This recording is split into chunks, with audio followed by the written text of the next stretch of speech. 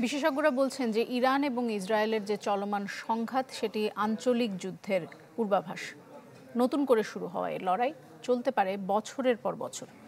দীর্ঘমেয়াদী যুদ্ধের শুরুতে শত্রুকে কাবু করতে যেসব পদক্ষেপ নেওয়া হয় তারই প্রমাণ মিলছে এই রণকৌশলে।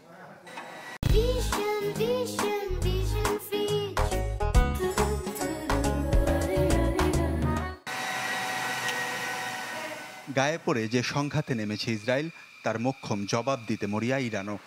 শঙ্কা ঘনীভূত হচ্ছে মধ্যপ্রাচ্যে আঞ্চলিক যুদ্ধের এক বিপজ্জনক অধ্যায়ে ডুবে যাওয়ার। দীর্ঘদিন ইরানকে নানা ফ্রন্টে দুর্বল করার চেষ্টা করে আসছে ইসরায়েল। সামরিক সক্ষমতার অনেকটাই হারিয়েছে ইরান সমর্থিত বিদ্রোহী গোষ্ঠী হেজবুল্লাহ হুথিরাও।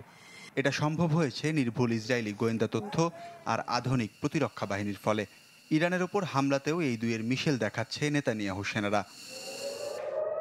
ইরানও ইসরায়েলের মনে ভয় ধরিয়েছে। তাদের ক্ষেপণাস্ত্র প্রতিরক্ষা ব্যবস্থা আয়রন ডোমকে ফাঁকি দিয়ে ক্ষয়ক্ষতি প্রাণহানি করেছে ইসরায়েলের হৃৎপিণ্ড তেল আবিব জেরুজালেমে। বোঝা যাচ্ছে তেহরান ছেড়ে কথা বলবে না। দীর্ঘযুদ্ধের প্রস্তুতির ছাপ স্পষ্ট। তবে মধ্যপ্রাচ্য বিশেষজ্ঞরা বলছেন ক্ষয়ক্ষতির আশঙ্কায় হুট করেই সংঘাতে সর্বোচ্চ শক্তি প্রয়োগ করবে না কোনো পক্ষই।